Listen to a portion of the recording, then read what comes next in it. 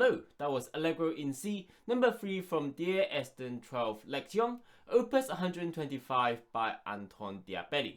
This is the A1 piece of the ABRSM Piano Grade 1 exam pieces for 2022 to 2023.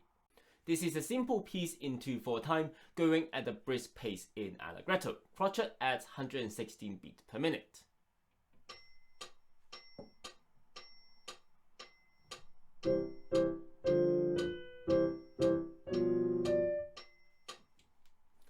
We have 3 8-bar phrases here going from piano, mezzo piano to mezzo forte, so we're getting louder and louder throughout the piece. We start the piece in piano, so fairly quiet. The quieter you are here, the easier it is for you to grow in volume later on as the phrases get louder. We have the main melody in the right hand. Look out for the change in fingering in bar 3 and 5, where the second note has a different finger to help us to get on to the later notes. So in bar 3, going from a 3rd finger to a 1st finger, and then in bar 5, going from a 4th finger to a 3rd finger. Also look out for the C sharp as well in bar 4. So bar 1 to 8 on our right hand.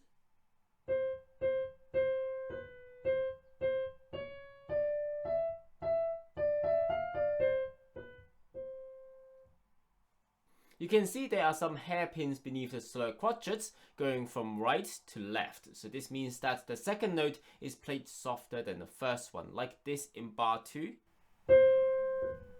Instead of playing them not slurred, so they're both not heavy, the first one is slightly louder than the second one. Same with bar 4 as well.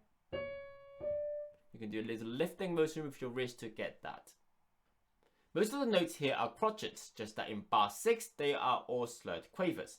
We fit 2 quavers in a crotchet, so they go double speed in here. So we're counting 1, 2, 1, 2, 1, 2, 1, 2. That will be the rhythm you'll be going at on bar 6. Let's talk left hand now. They are doing chords in the pattern of 2 crotchets and a minim. So the rhythm is this for bar 1 and bar 2. 1, 2, 1, 2, 1, 2, 1, 2, 1, 2, 1, 2. For bar 1, 3, and 5, we are doing the major triad on the left hand, C, E, and G. In bar 2, 4, and 6, we need to look out for how it's changing.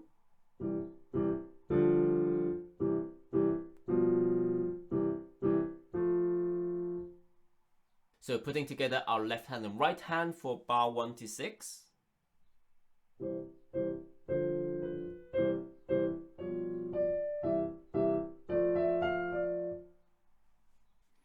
In bar 7 and 8, we are playing the left hand and the right hand together. A simple rhythm, just 3 crotchets and a rest. What we need to look out for here is the left hand transition from bar 6 to 7. We can end the minim slightly early on bar 6, and then transition the thumb under the second finger to get the E note on the thumb. If we do this, then we don't have to do a jump to find the note, making the transition smooth, and we won't get a heavy note out of the blue.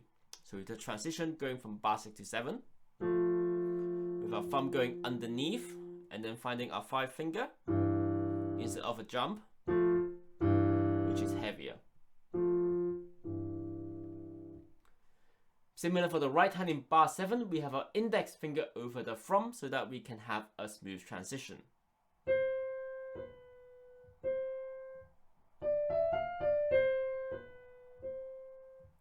So from bar 6,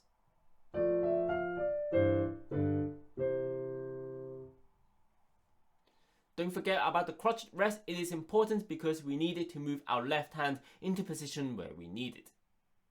Using that rest to move the left hand to our new position. We are now slightly louder in MP. We have a very similar rhythm to what we had before, and we are also using the same techniques as well. In bar 11, the left hand, the second chord, we have a slightly different fingering, having a second finger instead of the 1st finger on the top note, which gives us an easier way into bar 12. So from bar 11, a little bit of a mix and match rhythm afterwards. In bar 13 and 14, it is the same rhythm as bar 9 and 10. Bar 15 and 16, we've seen the rhythm before in bars 5 and 6, and the techniques we've used before as well. The second quaver, we have the middle finger pivoting over the thumb. And the third quaver, we have an F sharp for your second finger. So bar 13 to 16.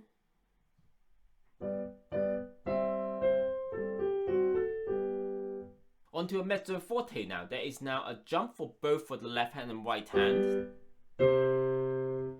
So use the time of the crotchet rest to get into position. The right hand is exactly the same as the first phrase in bar 1 to 8, so we can use the same fingerings for that as well. We are still seeing crescendos on slurs, so make sure the right hand is still doing that decrescendo on the second note. What's different in this phrase compared to the first phrase is that the left hand in the first 5 bars. Instead of having chords like in the first phrase, we are breaking up the left hand into chords.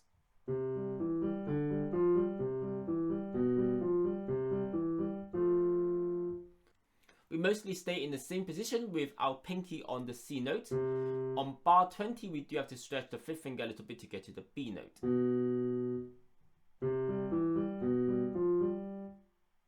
And then in bar 21, the last two quavers on the left hand isn't using the 3-1 fingering, but using a 4-2. This is so that we can go to the AF note on bar 22.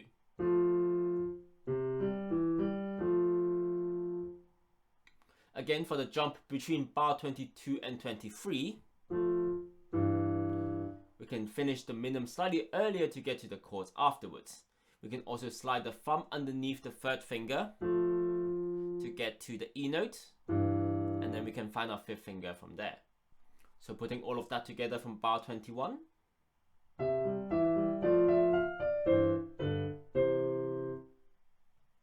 And that's the end of the piece. Well, that was the tutorial on Allegretto in C by Anton Diabelli. Rhythmically, this is a really simple piece, so it's a really good choice for exam. There are a couple of things to look out for, things like slur, which have a slightly quieter second note, the smoothness of your piece when you pass over the thumb on your right hand, and also the jump on your left hand, as well as the broken chords in the last phrase. Hopefully that was useful to you. This is the first of the Grade 1 pieces. Check out the other pieces in the playlist when they're up. Give a like and subscribe if you like what I did here. Put a comment down below if you want me to go over anything specific, or if you want to share your own tips and tricks with your fellow viewers. I'll see you in the next video on Master of None. Bye!